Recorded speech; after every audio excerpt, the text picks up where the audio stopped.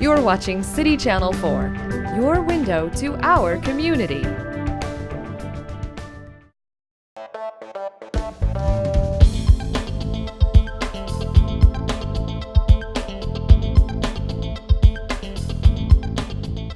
I do want to thank our sponsors. This event was possible because of our sponsors. They are Kirkwood Community College, the City of Iowa City, Sankofa Outreach Connection, Midwest One, University of Iowa Credit Union, and Hills Bank and Trust. So thank you to everyone who sponsored this night.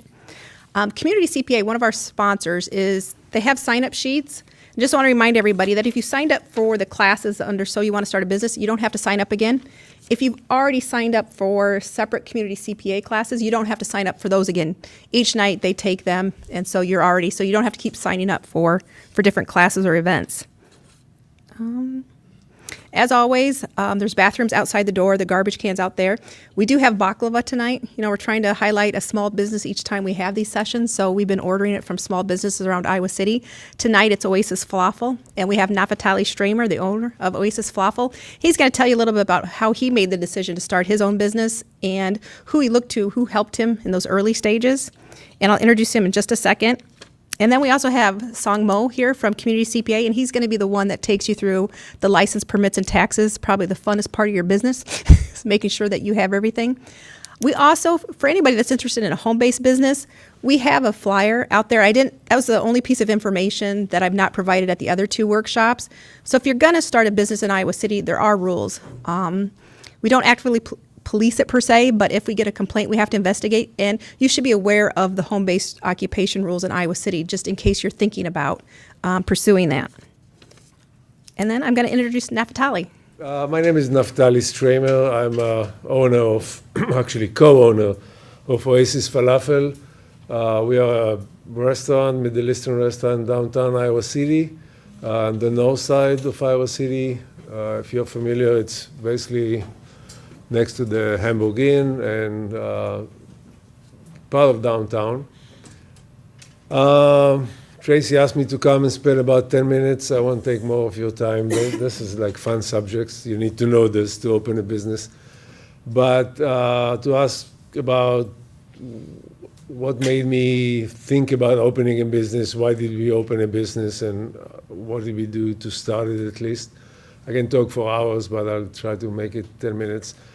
I'm originally came from Israel. I'm an Israeli. We moved from Israel to Boulder, Colorado. I'm a computer engineer by education. Graduated from college in Israel in 1981 as a computer engineer.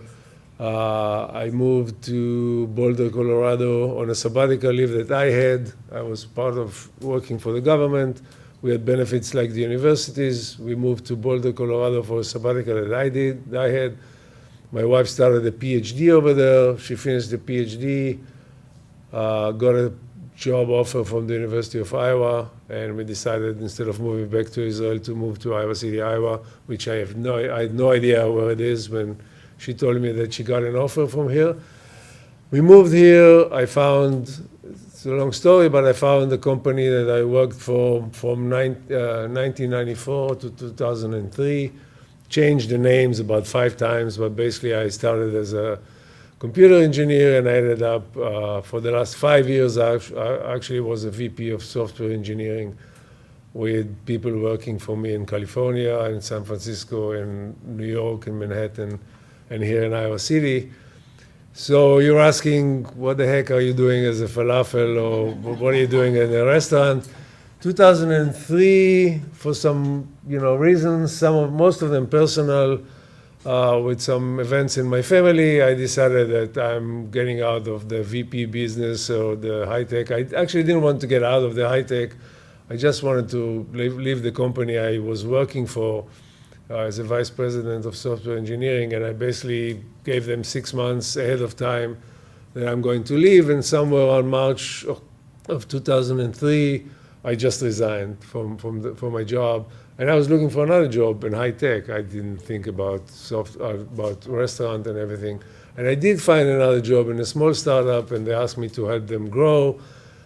But in between the resignation and getting the new job, about 6 months or maybe 4 months passed, And my co-owner, my existing co-owner, which is about half of my age, I'm 60 years old, came to me, and I knew him from before. His father is an Israeli, and he said, this is one thing I'm missing in here in Iowa City is a falafel, a good falafel, because we commuted back and forth to Israel, visiting over there in the Middle East. So he said, why don't we open a falafel place? And I was like, you're joking, right? And he said, no, let's open. He just graduated, by the way, as electrical engineering from University of Iowa. So two engineers that had no idea what they do in food business started talking about food, and I said, no. And I actually took the other job, but the funny thing is that he inserted it in my head. And when I started my other job, I told the owner of the startup, listen, I'm thinking about doing a falafel business. There's a good chance that less than a year I'll probably quit and start my business. She said, that's fine, just stay here, we'll see what's going on. Somewhere in 2004, I actually quit, like at the beginning of 2004, I quit from my second business, and we started working toward opening a restaurant. So, and of course, we didn't know what we were doing. It's like, where do you go? But we had small business, administration, small business development center. So the first person we went to is a guy named Paul Heath, which is still the director of the small business administration here.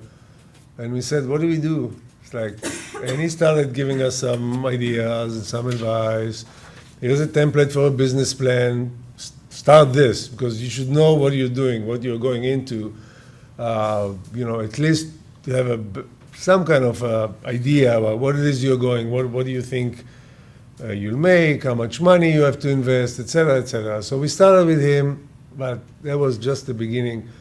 We started a business plan, but then, you need the funds, and where do you start looking for a place? So funds, you think, okay, you just go to the banks and you ask for money, and we had some good business plan. We did a good business plan, but when you go to the banks and it's like you're the loan officer, and he like looks at you like this, and he says, what are you going to open? A restaurant. Okay, what do you know about restaurants? Nothing. So why are you opening a restaurant? So we think it's a good idea. It's Iowa City. It's very diversified. Look around here, you'll see diversified people. We think it's going to be a success. And he looks at us and says, 80% out of every restaurant that opens, that's the statistics. I'm not talking about even Iowa City, that's national, fail after a year. And out of the 20% remaining, another 80% is failing after the second year. And about maybe 5% is being left after 5 years. Most of them disappear. And so you still want to open a restaurant? And we said yes. And of course, they didn't give us any funding. And they just said, okay, thanks, bye. So we were thinking, okay, what do we do? And we started thinking, first of all, we need to find a place before we even talk about something. So we were wandering around downtown Iowa City. There was the place we were looking for. And the idea was to open a small, if some of you were in the Middle East, falafel places everywhere. It doesn't have to be Israel. It's like everywhere in the Middle East. It's a small shack, which basically comes in the morning, you sell, you're out of food, you just shut down and you go home. And that was our idea. We were looking for a small location. We found one at the old Capitol Mall. And we came there. There used to be an ice cream place, and it was basically deserted. Whoever was there left. And we said, oh, great, this is the place to be. But, you go to the mall, and they give you, like, contract this much. So the first thing you want to do is find a good team that will work with you, a good lawyer, a good CPA. You have a CPA here who's going to talk to you about a good accountant that will tell you what you're doing. But you get like this contract from the mall, and it took about 6 months, basically, back and forth. But finally, we said, okay, we're going to do it. Let's sign a contract. So the mall was in receivership, basically in bankruptcy. And the company handling it was in Des Moines, and he said, I'm coming to Iowa City in 2 days from now. We'll sign a contract. You can get it, start working. And the next day, this headline and then Press Citizen saying, Old Capitol Mall was sold to Hodge & Company, which is a construction big company, And we said, okay, what does it mean for us? And we go there and basically said, oh, yeah, that's fine. You can still have the place. And then about a few weeks later, they told us, no, sorry, if somebody else wants it, now go look for another place. In the meantime, we were thinking, okay, funds, where do we go? We went to the city of Iowa City, and we said, what, can you help us with some funds? And lucky us, they had a program called Community Development Block Grant, CDBG, and so we applied. And while we applied, we already found a location which was in the north side. It was a bigger place. Now it becomes a restaurant. We didn't want something like this, but you don't have a choice. You start. We went to the city. We gave a business plan, and we asked for $25,000. That was the amount. We asked for more, but that was the amount that they were willing to give. And we actually got it. And the idea was that you say, okay, it was a low interest loan. And then we got the loan, $25,000, that helped us secure some of the equipment in the place that we wanted to buy. It used to be a restaurant before. And so this helped us at the beginning. The rest of the money came from funds that we either took from family and friends, and we took whatever we can get. So finally, and we had the place. We signed the lease. Well, the place was a restaurant. The owner wanted to lease it. We said, you know what, we didn't know if we were going to succeed. There was a bill. He owned the building too. So we said, you know what, we'll buy the building. We'll just get some funds from family and friends. We'll buy the building, because if the restaurant fails, my logic was the building stays, and if the restaurant fails, I can just rent it. And it works for now. There's 2 apartments at the top, and it was actually good. But then you start the business, and it's like, if you don't, one thing you need to make sure that you know what you're going into, and at least 50% of what you're going to, because we started the business and we didn't even know, things you don't think about. Okay, you think, you do a business plan, you say, I'll sell X falafels, I'll get, and then my expenses will be, here's the food, the falafel has a pita, and this, and this, and this, and this. But then you have napkins, and you have forks, and you don't even think about those things. So the small things cost money. So slowly, we started the business. But one thing that I recommend to you, and I'm almost out of the time here, is that whatever you do, go ask for help, and ask questions. If somebody wants to offer you help, if you're going to open a restaurant, go to another restaurant owner and see if he can help you. Especially with us, it was the fact that we were not competing with anybody. There was actually no Middle Eastern or falafel place in Iowa City. So we had friends or the restaurant owners that helped us with some ideas. And the best advice I got from an owner of one of the restaurants, he said, every year you look back and you said, why did I do this thing like this? I'm just an idiot. You should do it in a different way and change. And then the next year you'll do the same thing. You'll go back, you look back and said, why did I do this like this? Didn't really work. And then slowly you develop your business. What we did, for example, we had a restaurant where it's me and my co-owner, and I have 3 boys, and 1 is out of college, and 2 are going to college. You need money, and you realize the restaurant cannot support 2 families, basically. So what do? You think, and you say, okay, let's try something else. And we went to grocery stores and said, do you want to sell our major product is a hummus.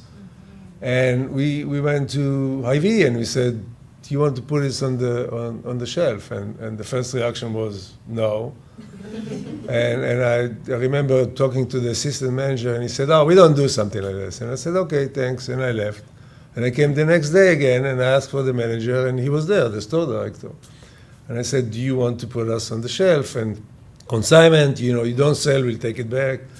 And he said, who are you guys? Oh, Oasis Falafel. Oh, you know what? My daughter told me that she ate at your restaurant. So So we started selling in one store, and then went to another store, and then to another store. Now we're in about 35 stores in Iowa City, Cedar Rapids, Des Moines, in Quad Cities, and slowly expanding.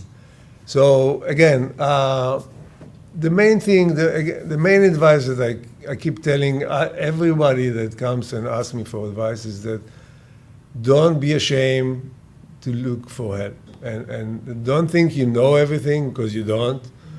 And you learn, and even now, after almost 12 years, we are a very successful business. We were on the fast-growing company, the Corridor Business Journal, doing a fast-growing company competition twice already on this one. We still ask for advice. We still go. Now we want to do distribution. We have no idea how to do distribution. Yeah, we have 2 vans, and we distribute it in the area. But if we want to go and expand, we have no idea. We go look for web, look for ideas, look for advice. And this is something that you really need to remember this. Check every resource in town, that you can get. And there's Iowa City, with a college town, has lots of resources. As I said, the Small Business Development Center, it's a great resource. Go there, start there, and they will basically tell you where to go. So, okay, I'm done. Tracy should have my email. If you guys want ask me some questions, everything, I'm fine. She can give the email, whoever wants it. Send me questions. I'm really willing to help. So, That's awesome. all right? Thank you. Thank you, guys.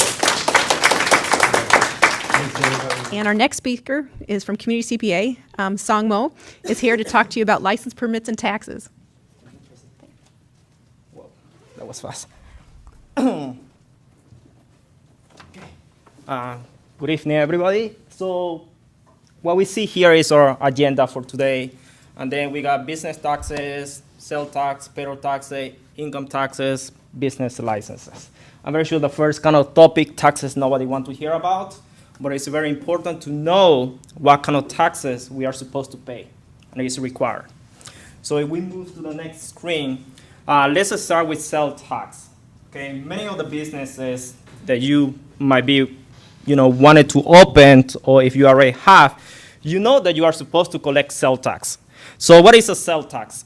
So sales tax is just a tax that you collect on behalf of the government. And here in Iowa, it's about 6%. Everybody has to collect 6%. But if you go to a different county, like for example, I'm from Des Moines, so we have a city, is Ames. And Ames, they are supposed to collect the 6%, which is required by the state law, plus 1%, which is they collect local taxes. So it's 1%. So if you're living in an area that is supposed to collect 7%, then you are required to collect 7%. If you live in an area, I think here in Iowa City is about 6%, then you only collect 6%. No more, no less. Just the percentage that you are required to collect. Okay? So there are different kind of taxes related to sales tax. So the one that we are more familiar with is called retail sales tax. So it's the one when you go to, to a grocery store and you buy, supplies, then you pay the 6%. Some of the stuff that you buy, you don't need to collect or you don't have to pay. It just depends if you are the employee, the business, or if you are the consumer. So if you are the business, then you collect the 6% on some of the product. So we know, for example, if you buy food, like no cooked food, but like a bag of rice or something like that, then you are not supposed to collect the 6%. But if you sell like cooked food, then you are supposed to collect the 6%. So that is a retail sales tax. So some of the products are taxable and some of them are not. With the same kind of concept, when we talk about product, there are some services that is taxable and there are some services that are not taxable. So for example, if you decide to open a construction business, or if you hire somebody to do a construction, for example, either way.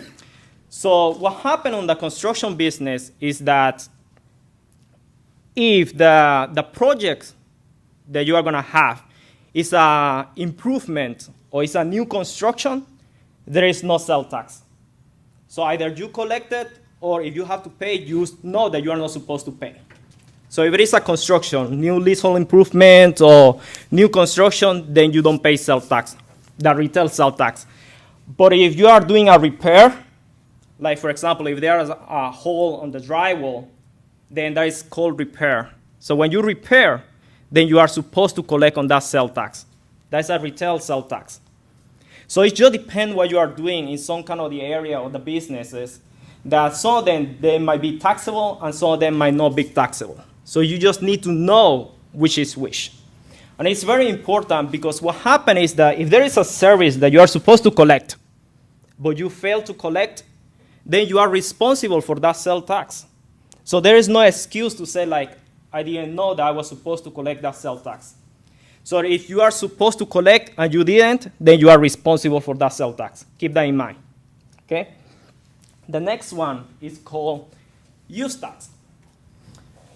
We know that with the internet and I guess living close to Chicago or other area out of state, sometimes we buy product outside of the state and then we don't pay the sales tax.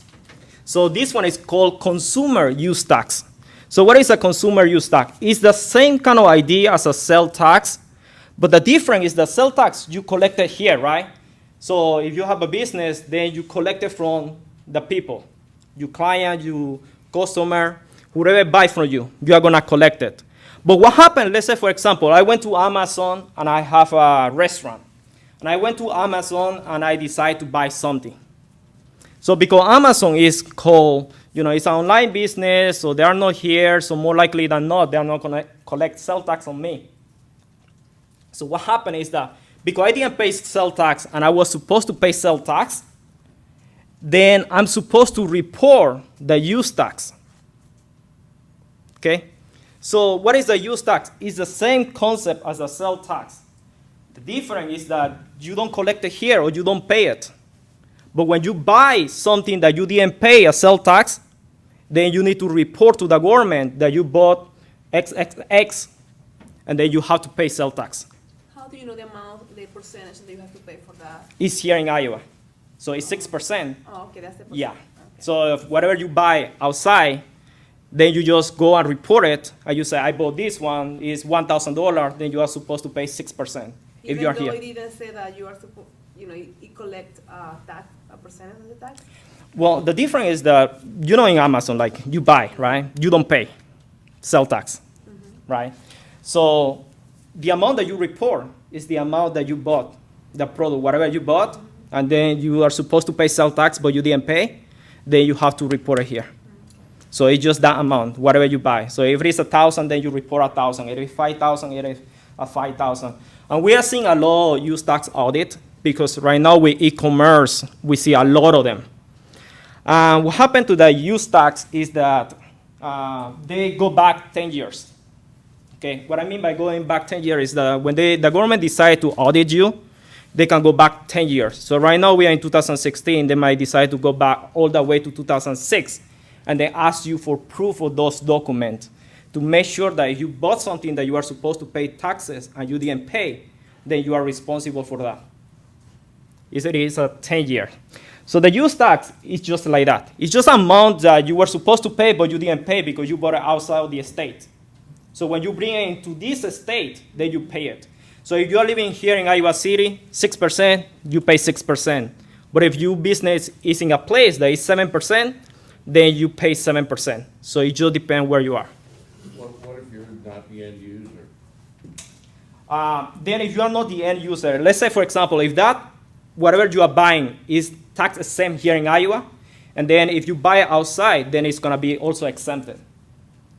We have to differentiate between when we talk about end user, right? For example, if I have an auto dealer and I buy parts, and then that parts, I'm going to be selling it to the end user, obviously I'm not going to pay sales tax. So if I buy that part outside the state, I also don't need to pay sales tax. But if you're buying something that you are supposed to pay because you are the end user, then you are supposed to pay here. Even though if you try to buy outside because it might be cheaper or something like that. So it just depends who is the end user. Okay, so you don't use it, you don't pay. You use it, you pay. Well, it's not that you use it. It just depends who is the end user, right? Yeah. So It's dependent. If it's something for you to be passed through your customer or the end consumer, then they are the one that you are gonna be collecting and you don't pay. Okay, so that is regarding. Remember, there is just two types. It's called consumer use tax and retail sale tax. Everybody is familiar with a retail sale tax, but a lot of people they are not familiar with a use tax. So get very familiar with a use tax because we are seeing a lot of those, especially with e-commerce. A lot of businesses they are into investigation just because of all of those kind of buying online and kind of things. So be very careful. Okay, let's move on to the next topic. It's payroll taxes. Obviously, these apply only if you have an employee, right? So payroll taxes are taxes that you, as the employer, you have to contribute and also you deduct from your employee. So two different things. And then we know that in Iowa we have federal taxes and Iowa taxes, right? So let's move to the next screen, and then we can see here a quick example. Let's not get confused, right? So let's say, for example, you got something, somebody pay you $1,000. You are very happy. I got my first $1,000. Then suddenly you look at the check, it's only $600. Then you're, whoa, what happened here? So that is payroll tax. And I see a lot of people asking about, why my check is so small. Okay, especially sometimes students because they have special exemptions and when you are in college and then they might not, you don't have to pay that much taxes. Then when you go to real life and then you start working, make more money, then your paycheck is start getting smaller instead of getting bigger. Okay, so that is a payroll taxes. So we see on one side of the screen is the employee and the other side is the employer. Okay, the employee is very simple. If you look at your paycheck, by law, you have to pay Social Security and Medicare. Social Security, 6.2%, Medicare, 1.45%. That's it. It doesn't matter how much money you make or you get paid, you have to pay that much, 6.2, 1.45. In reality, you don't need to memorize all of these numbers, just get an idea, right? Because nobody's gonna do this kind of calculation manually, but it's just the idea how much taxes you pay. So the next one, we have federal withholding and state withholding. In this example, we only do like $10 and $5, obviously. So federal withholding and Iowa withholding. The amount that you pay to the federal withholding and Iowa withholding depends on the amount that you are earning, okay? So a couple of things, it depends. How much you make or how much you earned. Are you a single? Or you are married? Do you have dependents? How many? So you might see, you and your colleague maybe making the same amount, $5,000 per month. You are a single person, no dependents. Your check is so small compared to your colleague. Because maybe that person is married with 5 kids. So in this case here, when we are looking at it, Social Security and Medicare, federal withholding and state withholding, your net check, based on the 1,000, actually, we are missing some of the digits here because based on 1,000, I think you will be shocked if you get 7735. 100? Okay. Yeah, I cannot see from this screen, from this side. Okay, so what happened is that you might see people that sometimes they don't withhold. It's just because they say exempted. So if you fill out one of those forms, W-4, when they ask you a question and it looks kind of complicated, it's basically to get an idea how much taxes they need to withhold your employer from your paycheck. So if you fill it incorrectly, they might withhold more or less. At the end of the year, when you file your taxes, then you will know exactly what is going to happen. You might end up paying more or getting more back. So the section here is the employer. That is what you guys for here. So the employer, as an employer, you also pay 6.2%, which is a Social Security, and then Medicare, you also pay 1.45. So we call it a contribution. It's 50-50, right? So the employee do 6.2, the employer 6.2, 1.45, 1.45, okay? The only difference between employer and employee in internal taxes is that the employer have to pay unemployment taxes. That's when, for whatever reason, you get laid off or the company is not doing good, and then you go and apply for unemployment. So this is unemployment. So federal unemployment is very small. It's just 0.06% versus Iowa. Iowa is 1.1%. But what is this 1.1? Because there are some employers that they pay more than 1.1. If you're in the construction business, you start with 8%. Because everybody knows that when winter comes, a lot of people, they cannot work, so they go and file for unemployment during that time. So during the winter, they don't work, so because the Iowa workforce or the unemployment, they have to pay for that, they have to raise your rates. So think about unemployment insurance just like any kind of insurance, right? So you start with a number. If you don't have claim, which kind of accident, then your unemployment account or rate, it might drop to 0. So let's say, for example, in 5 years, you have a business and then you were paying 1%, and nobody filed any claim during those 5 years, then your rate might be 0. But let's say that, you have a business, you always get very upset, you don't like your employee, and you fire, boom, boom, boom, boom, boom, done. And they go and claim unemployment. So your rate from 1% is going to jump to 8%. Then you are going to pay more. And it's a lot more. So think about this. If you are paying 100,000, 1% versus 8%, how much that would be, right? That's a lot of money that you will be paying. So that is for unemployment. So unemployment is a benefit. It's nothing that you can do to say, I'm not going to pay for that unemployment. By law, you have to pay. Okay, so keep in mind, as an employer, internal payroll taxes, what we pay as an employer, Social Security, Medicare, combined 7.65 plus unemployment. Combine everything. Let's say if you are starting a business, normal business, which the industry is not high unemployment, then your total payroll taxes is about close to 9%. But if you are in the construction where a lot of people file for unemployment, then you start with around 16%. So a little bit higher than what is normally in the industry. Then let's move on to the next one. Income taxes. Obviously, this one depends, right? Everybody pays taxes. So if you have a business that is a Schedule C, which is a sole prop, then you will be paying income taxes in there. How much? Depends. Depend on what is your bracket. Depend on how much taxes or how much profit you are making on your business. One thing for sure is that, remember when we were talking about payroll taxes and Social Security and Medicare about, half and half. So when you are self-employed, that half and half, you pay 100%. So if there was 765, then combined is around 15.6%. Then you pay it when you file your taxes. Because remember, Social Security and Medicare, by law, you have to pay, no matter what. So because you are not doing payroll, so at the time when you file your taxes, then you will be paying that in there. So let's say, for example, if you only make $5,000 through the year, then you pay self-employment taxes. You might not pay income tax because the amount that you were making is so little. Okay. Partnership. Partnership is kind of like same concept as the self-employment. If you are partner, you are active partner. If you are an active partner, then you pay self-employment taxes. If you are a passive partner, you don't have to pay. You only pay income taxes. So what I mean by active and passive, it's very easy. Active, I'm working for it. Passive, I only invested.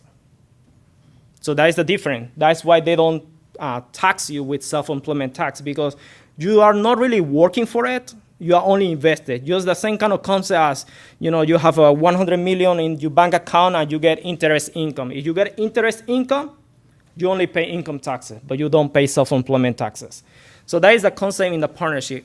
You can have, if there is 5 partners, 4 of them might be passive, 1 of them might be active. So that one active has to pay for self-employment tax because that is a person working for it.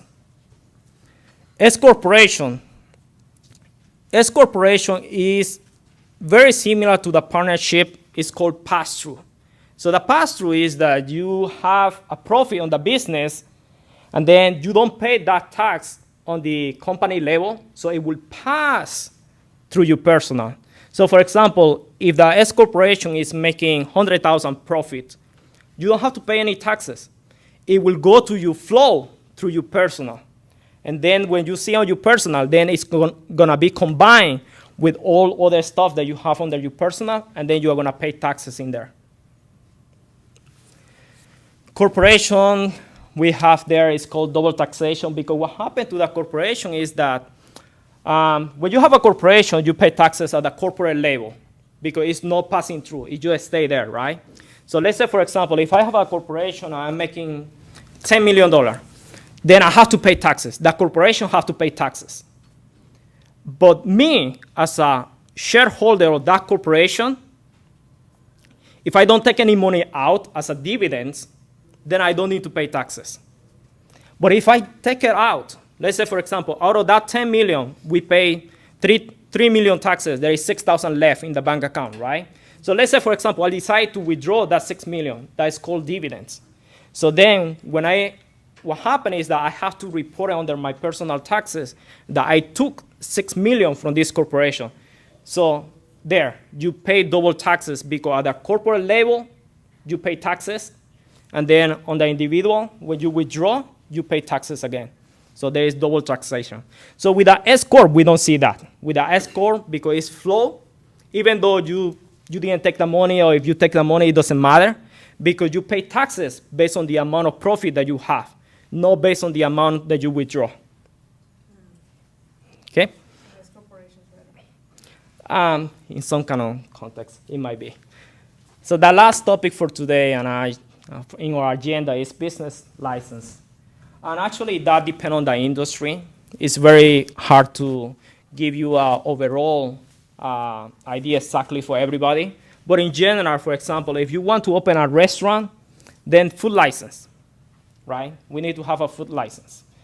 And then if you want to sell liquor, then a liquor license. Everybody knows that, remember, beside this kind of license, you have your sales tax. And then if you have employees, then you're going to have payroll taxes, right? So then if you have, let's say, for example, you open a restaurant, what you need? So if I decide to keep a very small restaurant, I need to have my sales tax permit. And if I'm going to hire a couple of people, then I'm going to have my payroll permit. And then I'm going to have my food license. And that's it. Okay? So nail or hair salon license, construction, just a certificate. In Iowa, it's very simple to open a business. Here, there is no law requirements. We have clients all over the state. And some of the state that we deal with is a lot more complicated because everybody is kind of independent. So let's say, for example, if I have a restaurant and I'm trying to apply for a food license, then nobody knows that they have a restaurant, and I try to get a liquor license. I need to contact like 3 or 4 departments and then send you from one place to another. It's very complicated, but here it's very simple and very straightforward. We don't hear a lot of complaint, I guess, regarding the process. It's the easiest way, I guess. And we don't pay that much in terms of taxes. So those are the topics in our agenda for today. I guess we are open from Q&A now, in case if anybody have a question. So the question is if there is any particular license for a dance studio, art studio. And actually, no. There is nothing, really, for that. A lot of these taxes that we are talking about, some of them are considered to be trust taxes. So what happened to the trust taxes is that, the business is not doing okay and you decide not to pay the government, right? So because you have other priority, maybe the rent or utilities. So you are behind on your taxes.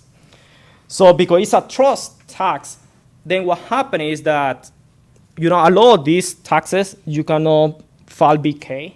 So that means you are going to be always responsible for those. So need to be very careful with some of the taxes if you start a business and you are falling behind and that kind of stuff. Because you want to make sure that you take care of your taxes first. Yeah. Well, thank you, everybody.